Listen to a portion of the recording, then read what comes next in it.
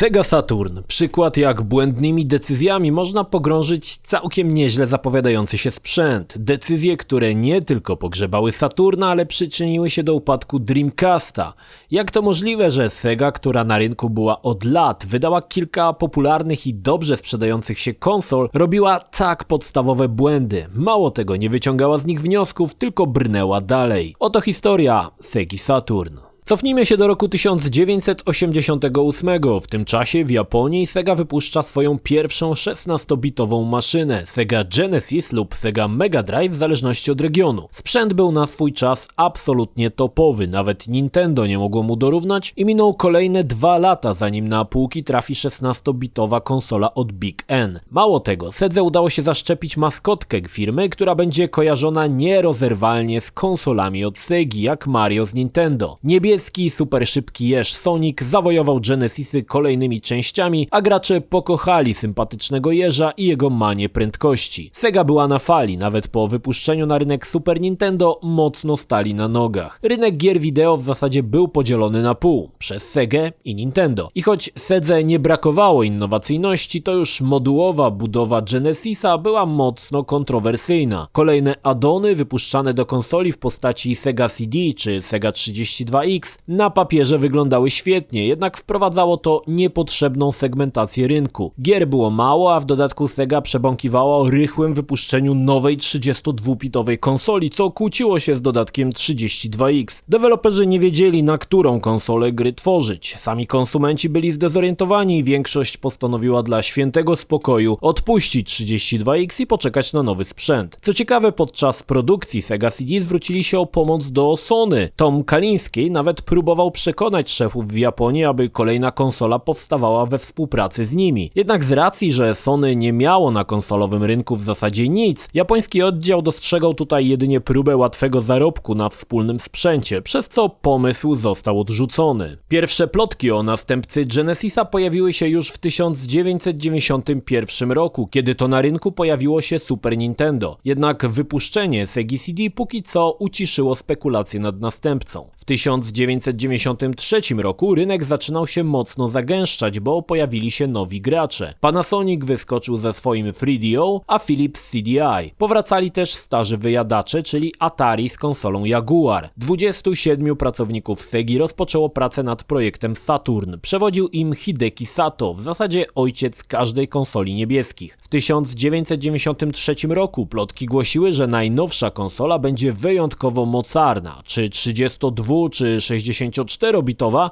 tego nikt nie potrafił jeszcze określić. Pewnym było pójście w stronę nośników CD, ale i możliwość odpalania kartridży, choć bez wstecznej kompatybilności. Ciśnienie podniosło Namco, które w tymże roku na Amusement Machine Show pokazało pierwsze fragmenty z Ridge Racer z pełnym oteksturowaniem. Zapowiadała się nowa era gier wideo. Tom Kalinski latem 1993 roku zaczął otwarcie mówić, że przygotowują 32-bitową maszynę. I tutaj padły słynne słowa, że jeśli chcieliby, mogliby wprowadzić nową konsolę już jutro. I choć Sega miała się czym pochwalić, to musieli jeszcze czekać. Powodem była cena, która za taką maszynę oscylowałaby w granicach $500, co było nie do przyjęcia. Team liczył, że wraz z upływem czasu ceny komponentów stanieją i konsola będzie bardziej przystępna dla spragnionych nowych wrażeń graczy. Trzeba przyznać, że w 1993 roku słowa Toma były dość niefortunne. Chwilę temu wyszła na rynek dostawka CD, a rok później miała wyjść 32X, a tutaj gracze dostają jasne informacje, że nowa konsola już jest i czeka na premierę, więc po co kupować i tak skazane na zapomnienie dodatki do Genesisa. 21 września 1993 roku Sega zapowiedziała współpracę z Hitachi nad maszyną do gier. Każdy wiedział, że chodzi o nienazwanego jeszcze w tamtym czasie Saturna. W lutym 1994 roku pierwsi deweloperzy, którzy otrzymali wczesne wersje prototypowe projektu Saturn, głosili, że sprzęt przerasta Amiga SCD32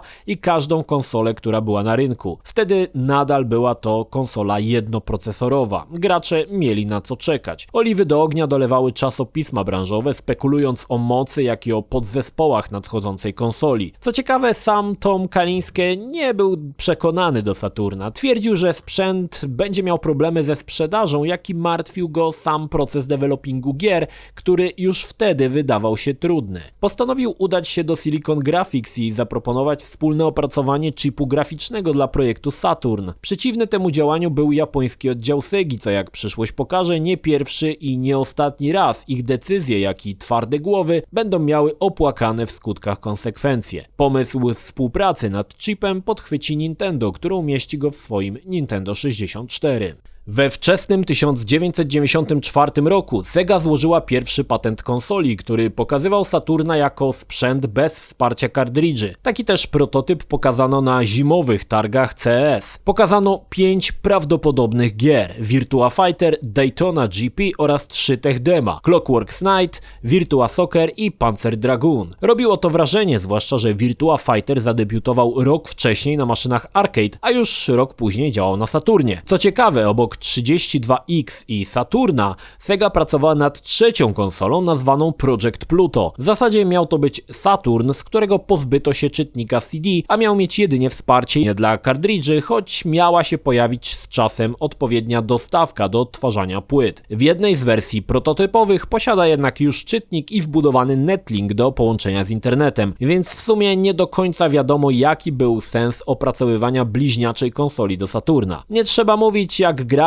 byli zdezorientowani. Tego samego roku Sega wprowadzała dwie maszyny 32-bitowe, 32X jak i Saturna. Deweloperzy nie do końca wiedzieli, na którą konsolę mają przygotowywać tytuły. Później spowoduje to dość ciekawą sytuację, gdy na przykład Virtua Fighter pojawi się na zeszłą generację, czyli na Genesisa, ale już na 32-bitową wersję konsoli, czyli 32X, oraz na Saturna. Choć panował chaos, wszystko w zasadzie szło jak planowali niebiescy. Przez swoją butę i zbytnią wiarę w siły nie zauważyli, że tuż pod ich nosami powstaje konkurencja od firmy Sony. Wtedy jeszcze Sega niezbyt się nimi martwiła. Bardziej interesował ich Jaguar od Atari. W sumie podejście nawet nie było zbytnio dziwne. Sony nie miało pojęcia o rynku konsolowym. Wśród starych wyjadaczy wyglądali jak uczniaki, które dopiero chcą się dorwać do tortu. Ojciec Saturna, Hideki Sato, przez cały czas pracował nad maszyną jednoprocesorową, która owszem miała być mocarna, ale w grafice 2D. Obrana droga przez Sony wprowadziła w szeregi Segi panikę. Sato zadecydował o dorzuceniu drugiego procesora, które miały działać kaskadowo. Saturn stanie się pierwszą maszyną dwuprocesorową, która została w taki sposób zaprojektowana. Niestety niosło ze sobą to sporo problemów, przede wszystkim z developingiem gier. W tym czasie Sony, upokorzone przez Nintendo, jak i przez Segę, postanowiło wziąć sprawy w swoje ręce. Pod nosem wielkich zbierało konsekwentnie kolejnych deweloperów, nie tylko obiecując, ale i pokazując możliwości nadchodzącego PlayStation, które miało być wyjątkowo łatwe w programowaniu. Liczby nadal przemawiały na korzyść Saturna, który miał 178 deweloperów. Jednak świeżynka w branży, Sony, zebrała ich 164, co wzbudzało uznanie. W marcu 1994 roku pokazano japońskim konsumentom niemal finalną wersję Saturna, na którym działał Virtua Fighter. Na Tokyo Games Show, które odbyło się w czerwcu, gracze sami mogli już chwycić zapada i sprawdzić, co Sega szykowała. Firma w zasadzie jednak wciąż nie zdecydowała co do finalnej wersji Saturna. Wciąż krążyły plotki, że Saturn będzie wstecznie kompatybilny z grami z Genesisa. Mogło o tym świadczyć wejście na kartridże, które jak się później okaże, będzie czymś zupełnie innym. Wreszcie 22 listopada 1994 roku Sega Saturn zadebiutowała w Japonii, z miejsca sprzedając 200 000 konsol. W tym czasie PlayStation było jeszcze w fazie developingu. Jedną z 5 startowych gier był znany z automatów Virtua Fighter. Pierwsza poligonalna grafika, która robiła spore wrażenie. I tutaj nastąpił kolejny błąd Segi. Na start nie było gry z Soniciem, maskotką Segi. Wyobrażacie sobie konsolę Nintendo bez Mario? Był to poważny błąd względem fanów Genesisa, dla których Sonic był często uważany za najlepszą grę na konsolę i myślę, że zdecydowana większość fanów czekała głównie na nową odsłonę gry z ponaddźwiękowym jeżem. Co ciekawe, taka gra była w produkcji, ale Sega postanowiła z niej zrezygnować. Sonic Extreme zapowiadał się wyjątkowo dobrze. Całość utrzymana w grafice 3D jak Crash czy Mario 64 wyglądał nieźle i wprowadzał niebieskiego jeża w trzeci wymiar. Niestety z wczesnych gameplayów pozostało niewiele. Całość przemianowano później na Sonic 3D Blast, który w końcu pokaże się na Saturna, ale już o wiele za późno. Wielu sądzi, że ta jedna gra mogła zmienić bieg historii albo podtrzymać popularność Saturna o kilka miesięcy, może i nawet lat. Jeśli chodzi o pozostałe gry na start, to poza portem Mysta w sumie nie było o czym wspominać. Choć i tak debiut w Japonii był ogromnym sukcesem. Nie było co do tego wątpliwości, ale prawdziwe pieniądze były w Stanach i zawojowanie Zachodu było dla Segi priorytetem. W marcu 1995 roku Tom Kalinski zapowiedział premierę konsoli na 2 września tegoż roku. Plan był dobry, jednak 11 maja 1995 roku odbywały się pierwsze w historii targi E3, które były doskonałym miejscem, aby zaprezentować najnowszą konsolę. Sega doskonale o tym wiedziała i planowała zdominować i przytłoczyć imprezę swoją obecnością. Pech chciał, że na tychże targach Sony postanowiło zapowiedzieć amerykańską wersję PlayStation. I tutaj nastąpił kolejny ogromny fail Segi. W tym czasie niebiescy już wiedzieli, że Sony to groźny przeciwnik, groźniejszy niż mogliby się kiedykolwiek spodziewać. Sony poszło całkowicie w grafikę 3D i poligony. Saturn jedną nogą stał jeszcze w erze grafiki 2D. Japonia spanikowała i za wszelką cenę postanowiła uprzedzić Sony z premierą Saturna. Na E3 Tom Kalinski zapowiedział, że w tym momencie konsola jest już dostępna na półkach za $399. 4 miesiące przed zapowiadaną premierą. Zszokowało w zasadzie to wszystkich. I graczy, i deweloperów, i sprzedawców.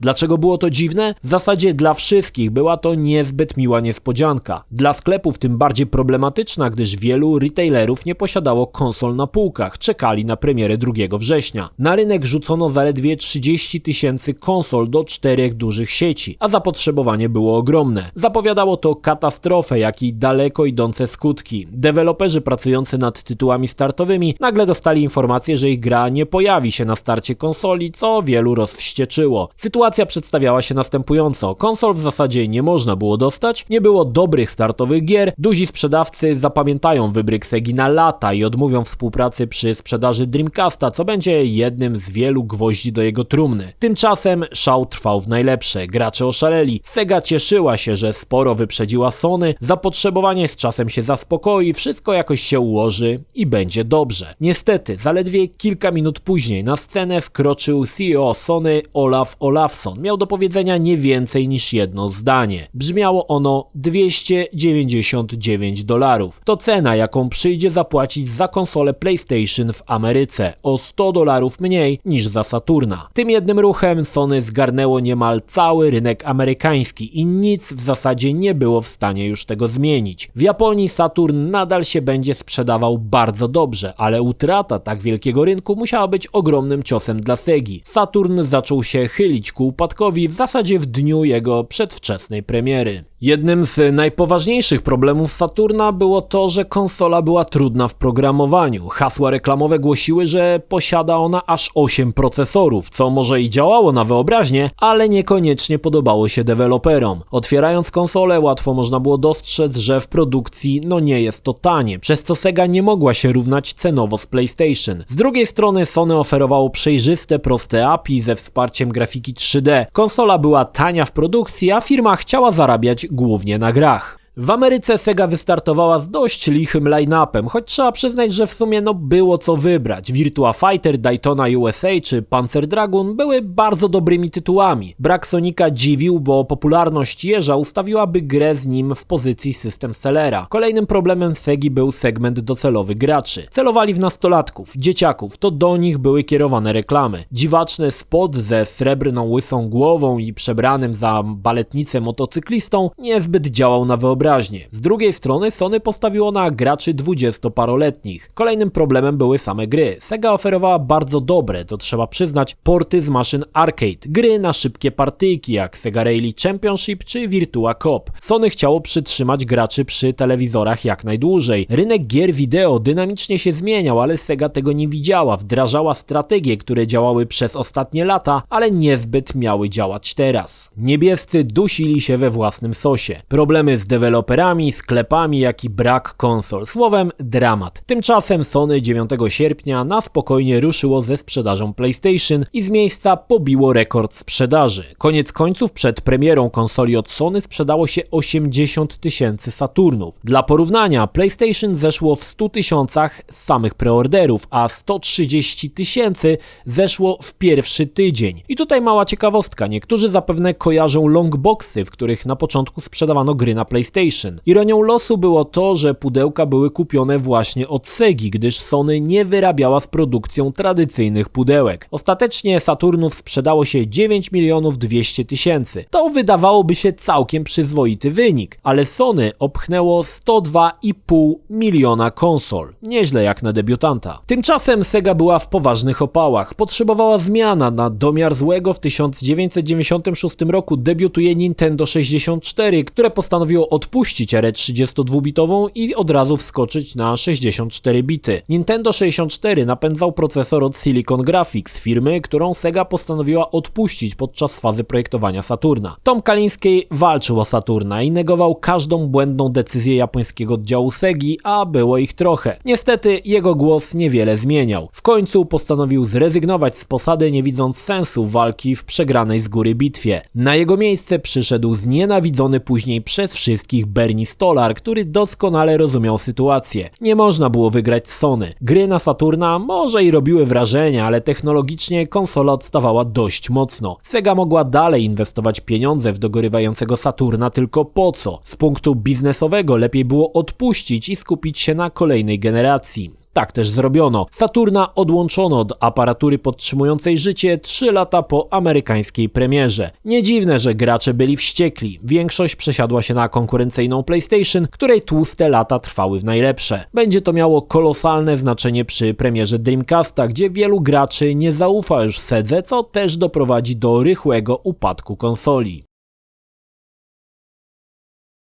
Sercem Segi Saturn są dwa procesory Hitachi SH2 o prędkości 28,6 MHz. Dalej mamy chip Motorola 68EC00Q odpowiedzialny za dźwięk, kolejny procesor dźwiękowy Yamaha FH1, dwa procesory graficzne VDP1 i VDP2, przy czym pierwszy był wykorzystywany do generowania grafiki 3D, natomiast VDP2 składał się z 6 bloków, z których każdy odpowiadał za generowanie innych elementów, np. tła, elementów interfejsu, podłoża. Ciekawostką jest fakt, że z rozłożenia grafiki na dwa procesory VDP korzystali głównie deweloperzy first party. Pozostali opierali całość grafiki tylko na VDP1. Kolejny procesor Hitachi SH1 odpowiedzialny za szybsze doczytywanie z CD-ROMu i wreszcie System Control Unit SCU, który pełnił też funkcję koprocesora SH2. Konsola obok CD-ROMu posiadała wejście na kartridże dla rozszerzenia pamięci, której było 2 MB.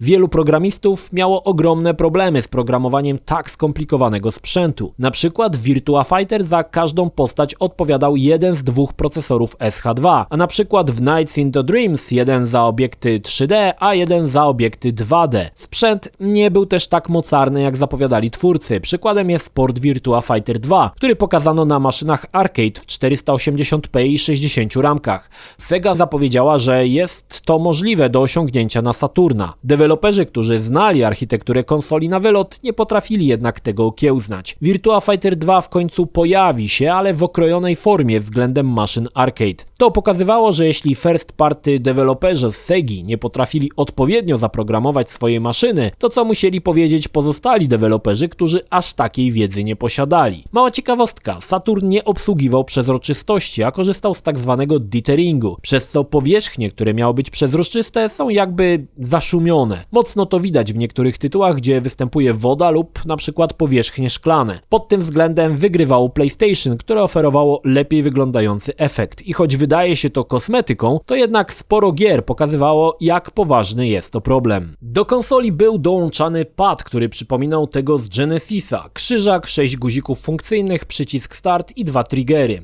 Ciekawe było to, że Saturn posiadał własną, dość niewielką pamięć o pojemności 32 KB zasilaną baterią, serią, na której można było zapisywać stany gry. Oczywiście można było dokupić memorkę o pojemności 512 KB, ale karta była opcjonalna. Rozwiązanie całkiem niecodzienne w dobie kart pamięci. Przypomnijmy, że do Sony memorkę trzeba było dodatkowo dokupić. Niektóre gry, jak King of Fighters 95, wymagały dodatkowego dedykowanego rozszerzenia pamięci i choć korzystały z niego tylko 2 gry, każda z nich musiała mieć osobny cartridge. Pojawiło się jeszcze coś, co nazywało się Extended RAM Cartridge i w zasadzie opis mówił wszystko. Rozszerzało to pamięć Saturna. Dodatek był sprzedawany w wersji 1 i 4 MB. Część gier wymagała go, aby się uruchomić, a część z nich oferowała lepszą grafikę po umieszczeniu rozszerzenia w slocie. Kartridże nie wyszły poza granice Japonii i wspierały głównie biblioteki 2D od Capcomu i SNK. Do konsoli pojawiło się kilka ciekawych dodatków, m.in. bezprzewodowy pad na podczerwień, Netlink, który wpinało się w gniazdo kartridża, a który oferował dostęp do internetu z możliwością odbierania maili oraz możliwością pogrania po sieci w kilka wybranych tytułów, np. Duke Nukem 3D czy Sega Rally. Wraz z grą Nights into Dreams został wydany dedykowany pad o dziwnym, okrągłym kształcie. Był to 3D Control Pad, który posiadał analogową gałkę z 2 triggerami, co było nie lada nowością jeszcze zanim pojawił się pierwszy DualShock. Kontroler obsługiwał całkiem sporą bibliotekę gier, ale z racji swojej wielkości nie cieszył się zainteresowaniem graczy. Nie zabrakło też oczywiście pistoletu świetlnego Virtua Gun, który świetnie sobie radził w celowniczkach na szynach, a tych na Sedze nie brakowało. W sumie obsługiwał 14 gier. Dalej był jeszcze multitap, pozwalający grać aż 6 graczom na jednej konsoli i także ten sprzęt obsługiwał całkiem pokaźną bibliotekę gier, głównie sportowych. Z nieoficjalnych dodatków pojawił się Action Plus, który miał 3 funkcje. Pozwalał obejść blokadę regionalną i cieszyć się importowanymi tytułami, miał 4 MB pamięci na zapisy gier, jak i wbudowane rozszerzenie pamięci z przełączeniem na 1 lub 4 MB. Konsola wyszła w kilku wersjach kolorystycznych, choć do różnorodności, np. GameCube'a było daleko. Przede wszystkim wersja japońska była szara, europejska i amerykańska czarna. Pojawiły się wersje białe, jak i przezroczyste, choć tylko w Japonii. Jedną z niewielu konsol sygnowanych grą była ta z Soniciem, co było dość ponurym żartem. Zwłaszcza, że konsola nie doczekała się pełnoprawnej kontynuacji, no chyba, że weźmiemy pod uwagę Sonic 3D Blast. Ale najważniejsze oczywiście są gry, a Saturn pomimo krótkiego życia ma w swojej bibliotece całkiem sporo ciekawych propozycji. Sega wciąż miała w swoich szeregach samego Yu Suzukiego, którego team pracował co prawda nad maszynami arcade, ale większość z nich była konwertowana na Saturna. Jak duże znaczenie miał Suzuki i jego gry, wystarczy wspomnieć chociażby o Virtua Fighter, pierwszej poligonalnej bijatyce, która w Japonii okazała się mega hitem, a bez niej nie powstałby Tekken na konkurencyjne PlayStation. Oczywiście gra pokazała się na konsolę, a później i jej ulepszona i oteksturowana wersja Virtua Fighter Remix, która wraz z Virtua Fighter 2 to na pewno jedne z ozdób Saturna. Działające płynnie w 60 ramkach na sekundę robiły wrażenie złożonością, ilością ciosów, jak i stylami walk, ale nie mogły się równać z dynamicznym Tekkenem, który postawił na frajdę, a nie wbijanie na pamięć dziesiątek ciosów. Dalej 2 części Virtua Cop, które odświeżały popularne celowniczki na szynach, przenosząc akcję do przestrzeni 3D. Sega Rally Championship, czyli wyścigi terenowe w arcade'owym klimacie, które mogły się podobać, ale biedna ilość samochodów w postaci 3 i tyleż samotras nie miało startu do Ridge Racera. Wreszcie Panzer Dragoon, który był wariacją celowniczka na szynach, a druga część, Panzer Dragoon 2, zostanie okrzyknięta najlepszą grą na Saturna, wyciskając z konsoli wszystkie soki. Późniejsza, ostatnia część, Panzer Dragoon Saga, szła w tematykę RPG i wielu uważało, że mogła stanąć do walki z Final Fantasy VII, ale wydana już na końcu życia konsoli sprzedała się miernie. Dziś to najdroższa i najrzadsza gra na tą konsolę, a jej cena oscyluje w astronomicznych wartościach. Ciekawostką jest fakt, że w Europie pierwszy pełny dysk Panzer Dragoon Saga pojawił się jako demo dysk dorzucany do czasopisma. Niewiele jednak to zmieniało. Na zachodzie Saturn był martwy i w Europie nikogo w zasadzie już nie obchodził. Panzer Dragoon Saga pomimo rewelacyjnych recenzji nie mógł osiągnąć sukcesu. Na rynek rzucono zaledwie 10 000 kopii. Sega próbowała również mocno wejść w rynek bijatyk 3D. Fighting Vipers dodawały specjalne zbroje wojownikom, które można było niszczyć po potężnych uderzeniach, natomiast Fighters Megamix łączył znane postacie od Segi w jednej bijatyce. Jeśli zastanawiałeś się, jak sobie poradzi w bijatyce samochód z Daytona USA przeciwko Palmie znanej z loga studia AM2, no to tutaj mogłeś się przekonać, jak głupio by to nie brzmiało. Dużo dobrego zrobiło Lobotomy Software, które przeniosło gry Duke Nukem 3D i Quake'a. Co ciekawe, nie korzystały one ze swoich oryginalnych silników, ale z autorskiego Slave Driver. Gry zostały tak przygotowane, aby być jak najwierniejsze oryginałom. Quake posiadał jak w wersji PC-towej trójwymiarowe nie tylko środowisko, ale i postacie ze wsparciem kolorowego oświetlenia, coś czego na PC nie uświadczymy do momentu wydania GL Quake'a. Również Duke Nukem 3D dostał dynamiczne oświetlenie, którego brakowało również w porcie na PC. W sumie obie gry zasługują na własną historię, zwłaszcza Quake, który nie miał prawa działać na Saturnie. Z kolei Duke korzystał z silnika 3D, a nie bazującego na systemie 2,5D silnika Build Engine, który wykorzystywał raycasting znany jeszcze z Wolfensteina 3D. Obie gry były udanymi konwersjami. Może nie zachwycały szybkością, ale dawały posmakować legendarnych FPS-ów konsolowcom. Dalej świetny Alien Trilogy, który doskonale oddawał duszny klimat bazy, po których pałętały się żądne krwi ksenomorfy. Pojawiły się w sumie 3 gry z Soniciem. Sonic 3D Blast był popłuczynami po Sonic Extreme. Gra w sumie była w 2D, ale miała izometryczną grafikę. Co ciekawe, przetrwały tam ochłapy skasowanego wcześniej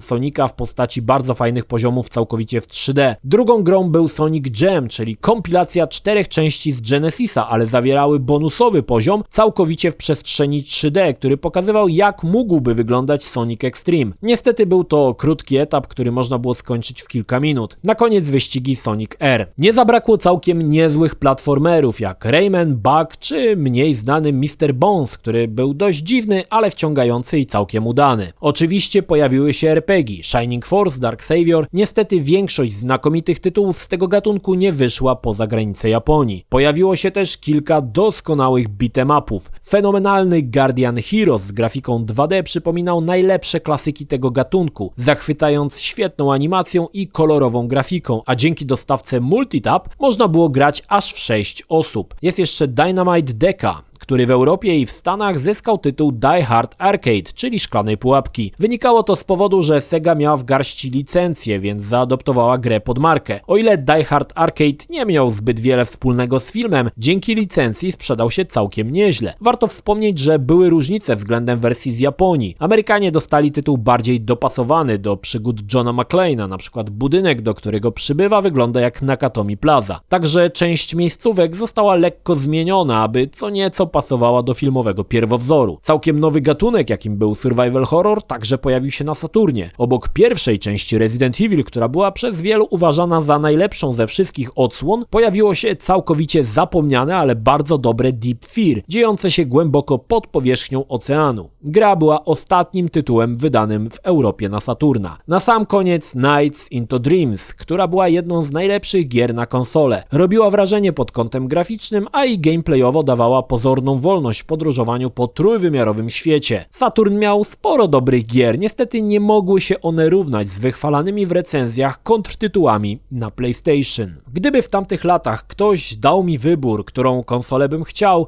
mój wybór bezsprzecznie padłby na Saturna. Trafiały do mnie pokazywane gry, których na rynku PC-towym zwyczajnie brakowało. Owszem, później pojawią się porty największych hitów Segi, ale w tamtym czasie Sega oferowała coś, czego nie mogłem mieć w domu. Gry z salonów arcade. Dziś Saturn jest przykładem złego marketingu i kiepskich decyzji, z których potem trudno było się wybronić. Szkoda, bo to nadal fajna konsola z unikalnymi grami. Pół biedy, że dziś zyskuje drugą młodość wraz z powracającą modą na retro, a gry na tą konsolę są uważane za najdroższe hobby do kolekcjonowania. Saturn żył krótko, nie przez to, że był to zły sprzęt, ale przez to, że miał niezbyt rozgarniętych ojców.